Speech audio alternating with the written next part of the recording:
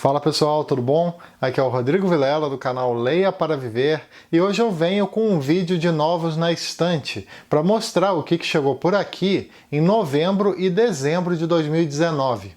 No total eu tenho 13 livros para mostrar, a pilha já está aqui do lado, não sei se vocês conseguem ver, vou botar até um pouco mais para cá, ó, aí vocês conseguem enxergar. São 13 livros no total, sendo que alguns foram compras que eu fiz, outros eu recebi de editoras. Eu vou mostrar cada um aqui com calma para vocês.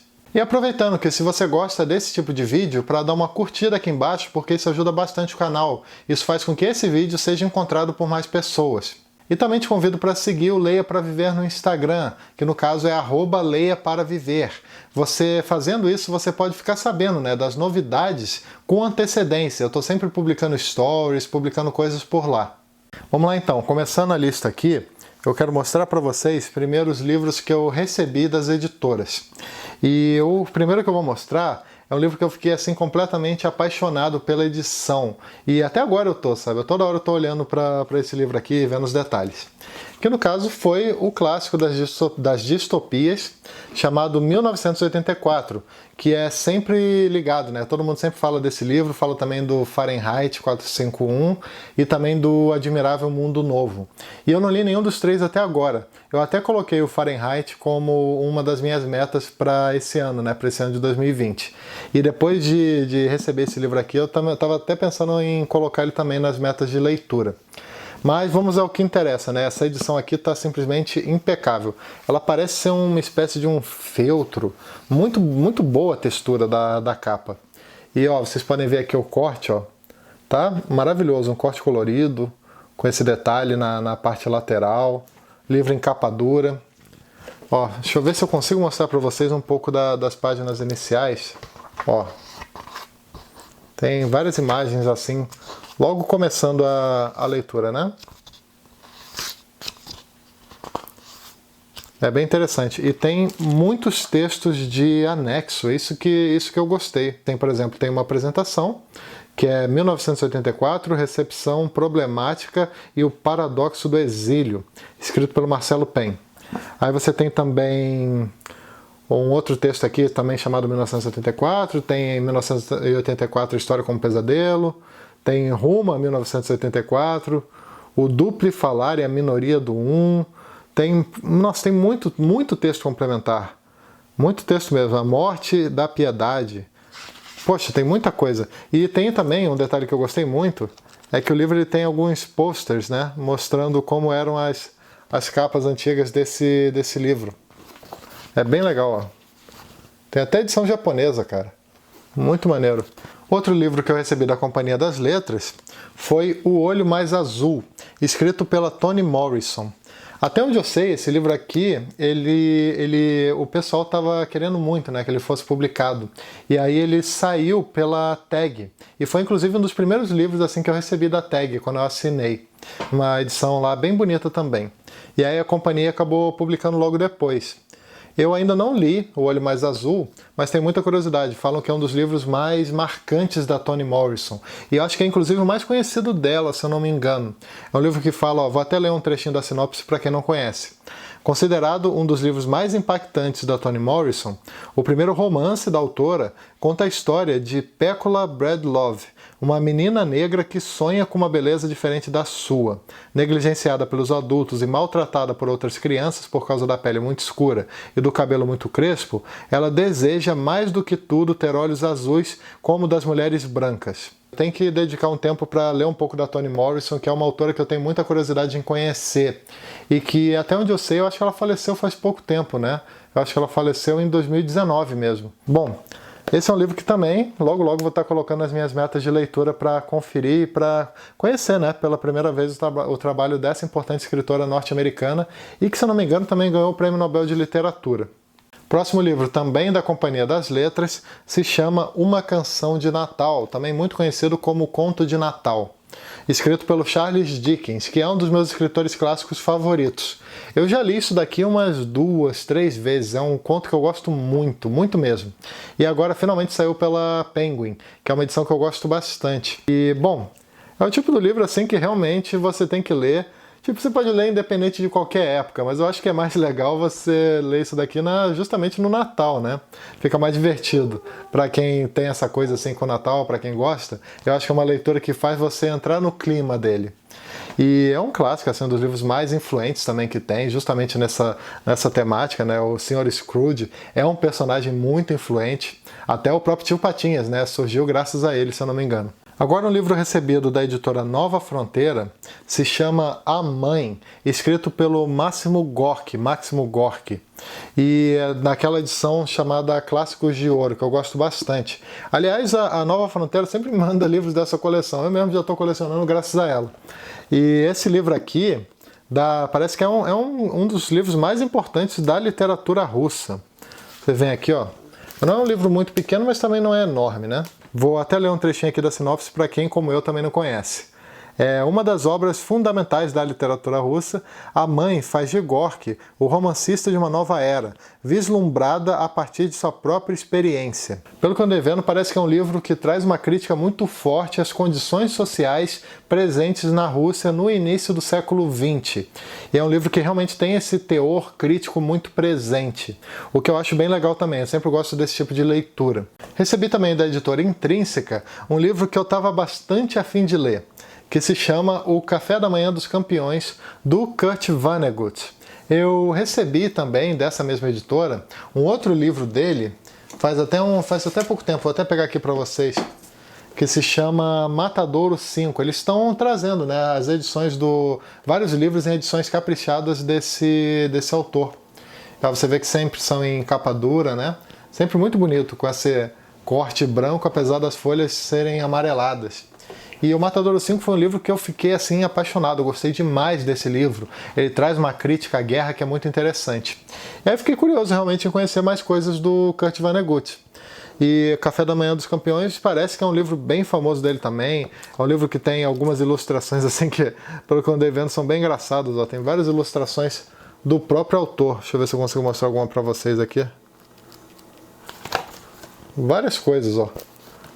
Não sei do que se trata esse livro aqui, mas como eu gostei bastante de Matadouro 5, eu acredito que eu vou gostar desse também. Porque eu li de forma assim completamente cega, né? Matadouro 5 foi um livro que eu li sem nem saber direito do que se tratava.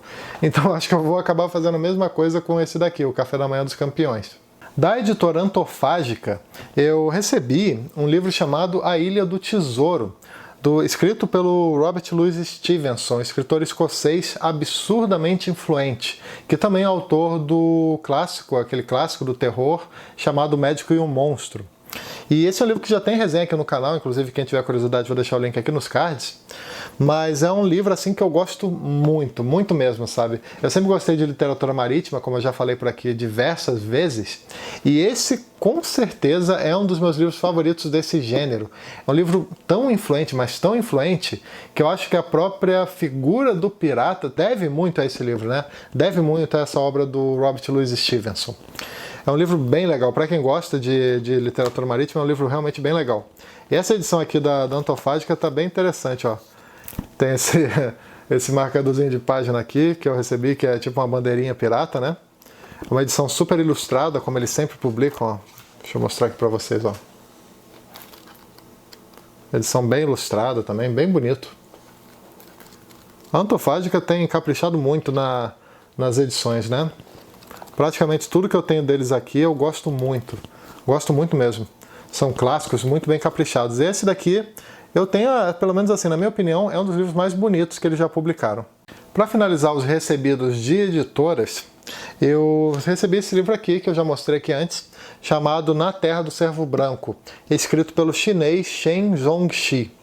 Eu já tô lendo esse livro aqui, tô achando simplesmente magnífico. Parece que eu tô lendo, sabe quando você tem tipo aquela imagem de um senhorzinho contando uma história bem antiga para as crianças? A sensação que me dá lendo esse livro é disso aqui.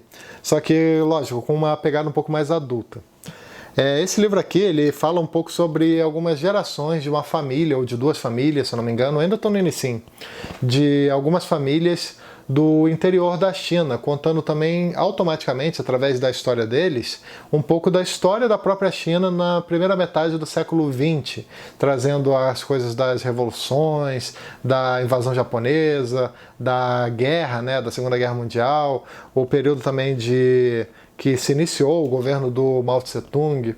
Então é um livro assim bem enriquecedor, principalmente para quem quer conhecer um pouco da história da China. Essa edição da Estação Liberdade está caprichadíssima, né? Foi a Estação Liberdade que me mandou. Tá super caprichada, sobrecapa. É um livro assim realmente que, sei lá, dá gosto de ter na estante. Para quem gosta dos asiáticos como eu, realmente é um livro que eu gostei muito mesmo de receber. E é grande. Exige uma certa dedicação, né? Para quem é lento para ler calhamaço como eu, fica uma coisa bem assim, você demora para acabar. Tem o quê? Tem 850 páginas, mais de 850 páginas. Começando aqui, um livro que eu comprei, se chama O Teatro de Sabá, do Philip Roth. Eu tô juntando alguns livros dele, né? Principalmente dessa edição aqui. Na verdade, só dessa edição aqui da Companhia de Bolso. Que eu comecei por ela, eu comecei a comprar os livros dele nesse formato, então eu quero ter a coleçãozinha completa assim nesse formato aqui ainda, né? E o Teatro de Sabá é um livro que eu estou super curioso para conferir. Eu acabei de ler o Pastoral Americana e parece que esse livro aqui é quase que o oposto do Pastoral, né? O Pastoral tem um personagem principal que é uma pessoa, o sueco, né? Que é uma pessoa assim super correta, super direita, super preocupado com a moral, os princípios e tal. E esse aqui não, o Teatro de Sabá é sobre um senhor que parece que ele é bastante trapaceiro, ele é bem desonesto, e vai contando a história dele, né? Eu vou até ler aqui um trechinho para vocês, porque realmente parece um livro bem legal. Philip Roth apresenta ao leitor o sexagenário Mickey Sabá, artista de fantoches aposentado.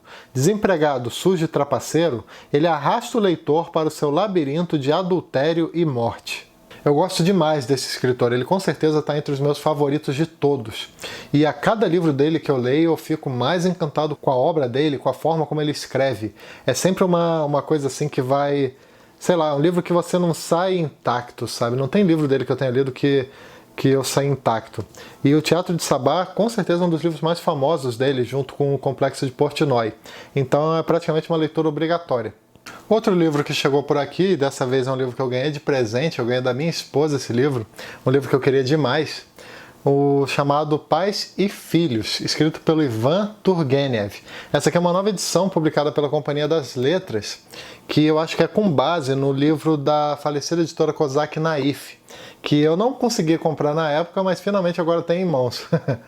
E esse livro aqui, eu sempre tive curiosidade dele, porque ele trata de um assunto que eu gosto muito, que é a coisa do conflito de gerações. Aquela coisa de uma geração ter dificuldade em, sei lá, em compreender ou em seguir os princípios e a forma de agir da geração seguinte. E isso eu vi muito no livro Pastoral Americana, que eu fiz resenha faz pouco tempo aqui. E eu acabei de comentar também, né? E esse livro do Ivan Turgenev parece que é um dos principais que tratam desse assunto. Olha só, ó, quando o jovem Arkady Nikolaevich, desculpem, mas eu não sou especialista em russo, mas vamos lá, Arkady Nikolaevich retorna para casa após formar-se na Universidade de São Petersburgo, leva consigo um amigo e mentor, que causará imenso desgosto a seu pai e a seu tio. O companheiro, Bazarov, despreza qualquer autoridade, é antissocial e se proclama nihilista. O conflito geracional que se segue é ímpar na literatura. Esse livro aqui eu acho que vai se tornar um dos meus favoritos de todos, sendo bem sincero. Eu li desse autor um livro bem curtinho chamado Primeiro Amor e foi, sei lá, foi realmente um dos livros mais bem escritos que eu já li. É um livro que eu não conseguia parar de ler, eu fiquei triste mesmo quando ele acabou, senti realmente uma tristeza de tão bem escrito que ele era. Minha vontade era que tivesse muito mais páginas do que ele tem. E eu tenho a impressão de que eu vou gostar muito desse aqui também, desse Pais e Filhos do Turgenev. Outro título que chegou por aqui que eu quero mostrar para vocês foi um mangá que logo eu vou estar conversando aqui no canal, no nosso projeto Japão para Viver, que é um mangá chamado O Homem Sem Talento. É escrito e desenhado pelo Yoshiharu Tsuge e publicado pela editora Veneta. Esse mangá, eu tô lendo ele, né, como eu falei, tô lendo ele aqui, ó, ainda tá até com o meu marca-página aqui. Eu tô achando ele muito interessante. Ele conta a história de um homem que está assim, se sentindo completamente perdido com o rumo da sua vida. Ele não sabe o que ele vai fazer, ele não sabe como aproveitar direito o seu tempo, ele tem ideias assim completamente mirabolantes de trabalho, mas ele não consegue colocar nada em prática. Então no final ele começou, a única coisa que veio na cabeça dele foi começar a vender pedras. E, tipo, vender pedra, coisa que qualquer um pode pegar no mesmo local que ele está vendendo, sabe?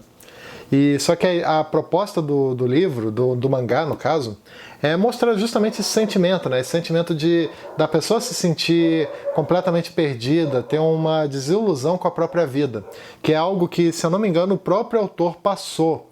Porque esse mangá aqui ele faz parte de um estilo chamado mangá watakushi, que é muito assim focado numa espécie de alter ego, né? O autor ele meio que coloca os seus sentimentos, as coisas que ele passou no protagonista. E esse mangá é referência nesse estilo.